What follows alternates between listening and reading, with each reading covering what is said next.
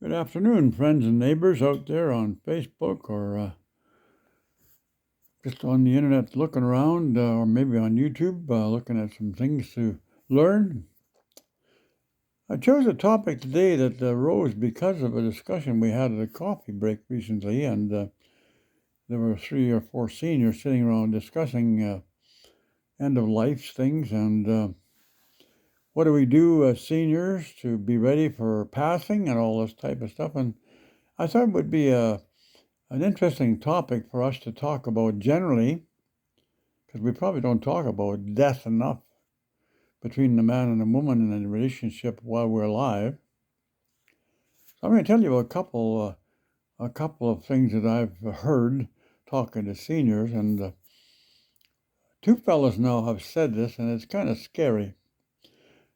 When they were asked what kind of arrangements they've done towards making a will.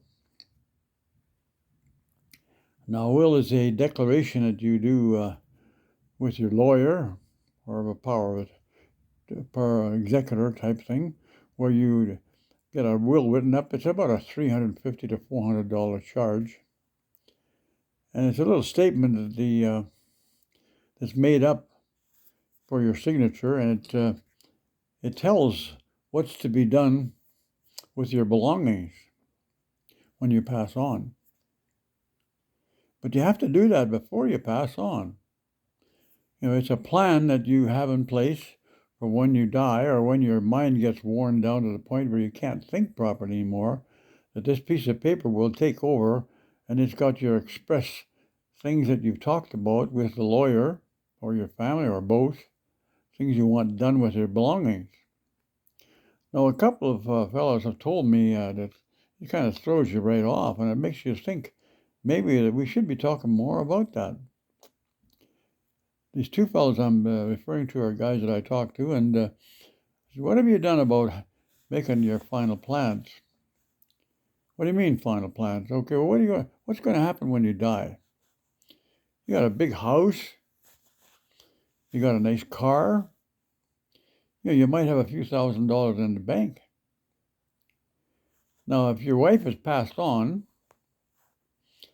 and in some cases you've got family members, you have children, and you can name them and pass that on to them. But in some cases, there's been cases where it's a brother or sister, and their family members have passed on before they have. So they have no immediate family. They got no brothers and no sisters to leave stuff to. So a couple of cases, I was told, why would I worry about that? Because I'm going to be dead. Why would I worry about that kind of stuff? Let somebody else, let the government sort it out. They'll look after it. Well, I've got a flash for you. It won't happen. And it might be given to the wrong person. It might be put back in general revenue. And you think about this. We come into this world, we're born out of our mother's womb. We come out with nothing. We come out with bare naked, no clothes, no nothing. And because somebody loved us, they put clothes on us, and they fed us and looked after us and helped us grow up. Now, for a final thing, that was a gift to us. And all the things that we received during our lifetime, whether it be from your mother or your dad or somebody in your family or somebody adopted you, all the things that we got during our lifetime were gifts from somebody. You can say they were gifts from God if you like, but somebody had to work hard and earn money, had a job, and out there done a bunch of physical labor and mental labor to earn money to educate and put you through school and help you get into a job, maybe help you buy a car. So that stuff didn't just fall out of the sky. So because we were given all those gifts when we were born and when we grew up, I think it's our responsibility, to see what you say about this, but I think it's our responsibility to make sure that all those things that we were given over the years that are leftovers, now if our wife has passed away, nobody there, if we have no children, that's a different story, but there must be somebody around. Now think about this. There's a lot of people that people you work with, and there's somebody out there that's got a son or a daughter, or maybe some person that you worked with who's got family members, young people who are growing up. And it's so easy to put those kind of people in your will. And you might say, well, why would I worry about that? Well, think about this. If the money that you have, all that hard work you've done, is tied up in some objects, whether it be a house or whether it be some money in the bank or a car or 2 cars or pickups or whatever, you worked really hard for that stuff. So why not be a nice person and give it to somebody? Now, the only thing you have to be concerned about is to make sure that you tell them what you want. Are you going to have a cremation and you want the ashes spread in a certain place, or you want to have a burial site at the certain cemetery? You have to spell that stuff all out, and you have to name somebody in your will to look after that for you so it gets done. No, and to do nothing, it's really it just leaves stuff in a big mess. So when you leave, what kind of a plan do you want to leave? Now, if you think about it from the point of receiving, giving and receiving. Now, when you give something to somebody, you get a nice feeling by giving it away.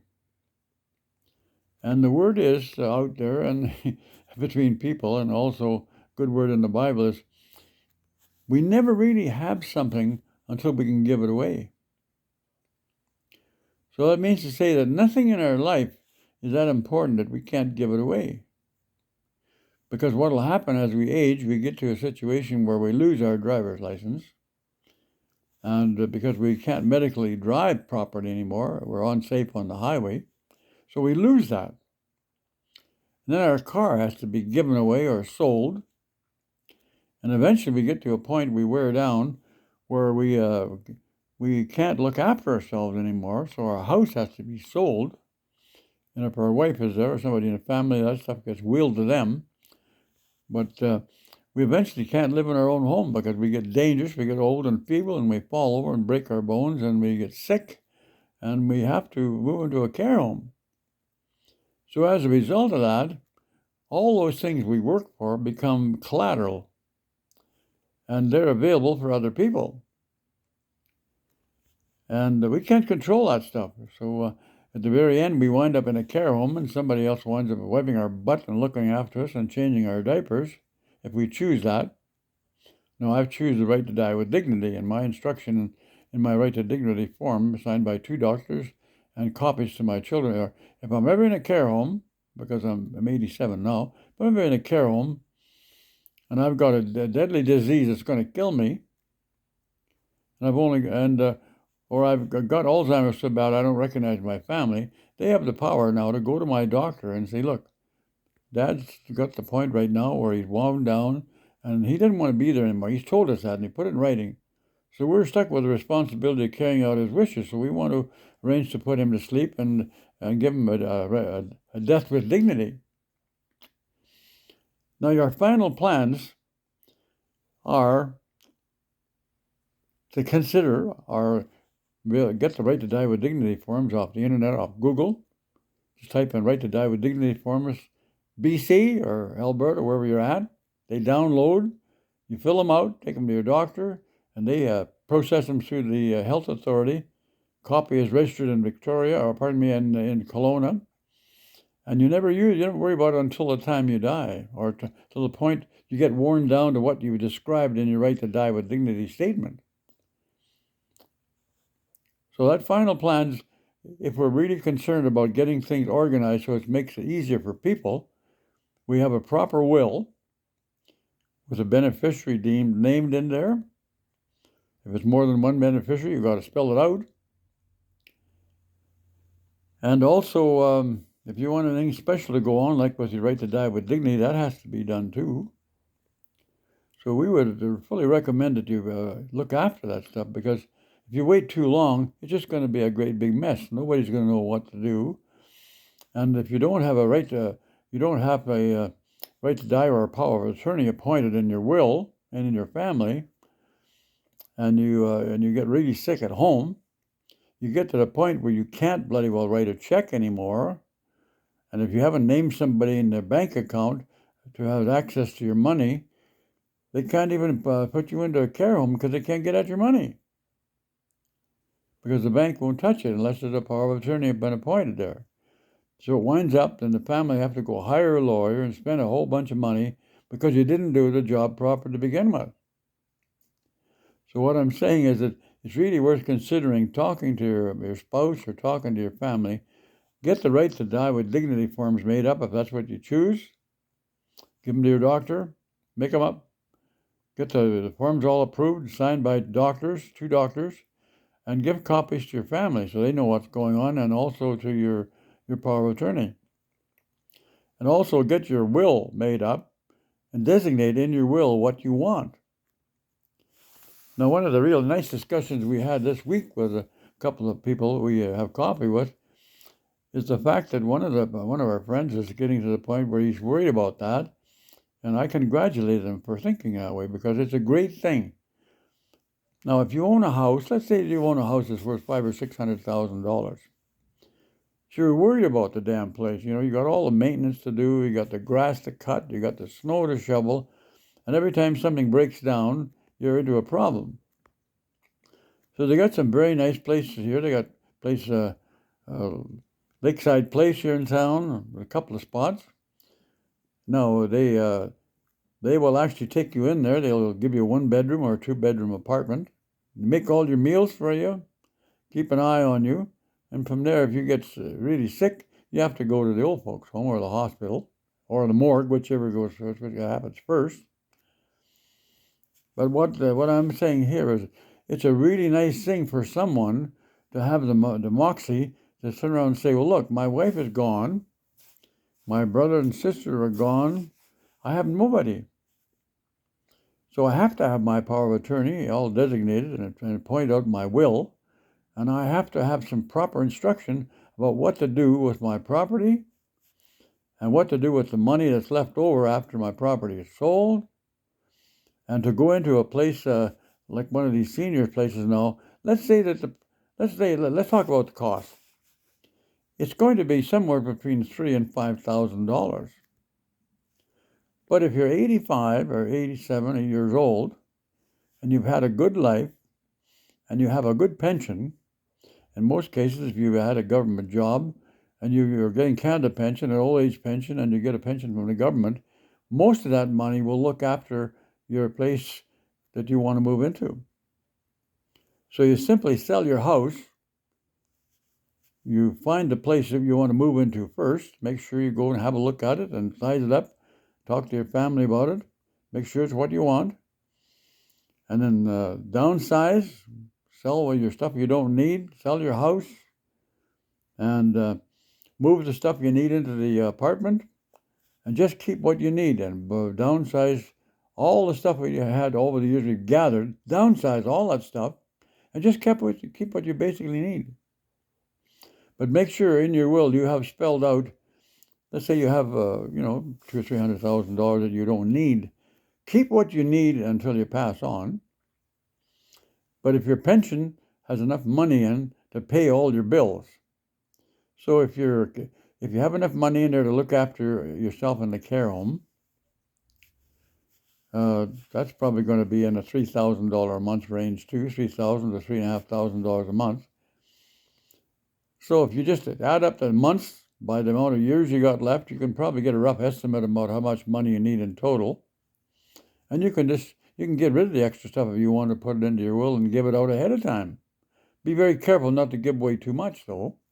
Keep enough for yourself. But we have to get away from this mindset about, somebody else can look after that. Well, I got news for you. The government aren't going to do a good job for you. And you can wind up with a real mess where you've got money in the bank. You got to go into a care home. Nobody has been designated as your power of attorney, so they can't even go to the bank and get you a few dollars to buy what you need, whether it be food or some clothes or whether it's medication. Maybe you need some medical supplies. And they won't be able to access that because you haven't planned that ahead of time. So you have to change. The attitude has to be changed. Well, somebody else will look after that. The government will look after that. They won't do it properly the way you want it. So in order to remain in full control of your life, you have to sit down and write yourself up a good plan. Think about the Right to Die with Dignity. Them forms are free off the internet. Your doctor also has them. Get those completed. The doctor to sign them and fill them out. Give copies to your family and also to your power of attorney. And make sure that your final plan is included so you have all the dispersion of your stuff, so you know where it's going to go, whether you're going to give it to some club, or whether you're going to give it to a family member, or whether you're going to split it between 4 or 5 family members, or maybe you don't have any family members, but you have some good friends, very good friends. It could be a mother, 2 or 3 kids, or something like that, and they really need stuff. Now, if you think about that from in order to the gift of giving, when you give something, think about Christmas. Christmas, you buy a Christmas cake for somebody, or you maybe buy a gift, maybe a pair of overshoes, or flashlight, or maybe a new snow shovel, or who knows, a snowblower, like that. But sometimes we buy the wrong things. We don't really know. Just because we think the person likes a new jacket, maybe we'd be better off to turn around and say, well, look, maybe I'll just give them a couple $100 and they buy what they want. And they buy the right color and the right size, and we don't wind up giving them something they can't use. And over the years, we've always had this thing about you got to buy something for Christmas. Well, if it's food or something like that, it's probably going to be more acceptable. But maybe you buy some food they don't like. You buy a bunch of Chinese food and they don't like Chinese food. So maybe we'd be better off just to talk about it ahead of time and take them out for dinner to a restaurant. Let them choose the place we go to. And that way they get involved in the decision and everybody's happier. Now they're happy with what you've done to them because it's a gift, a personal gift. And you're happy of the giving and they're happy in the receiving. Now, if you take a look at the big picture, you get a really nice feeling by giving somebody something. If you have let's say you have a couch, a really nice couch, or who knows, maybe it's a snowblower, or maybe it's a used car. Something's been sitting and you don't use it anymore.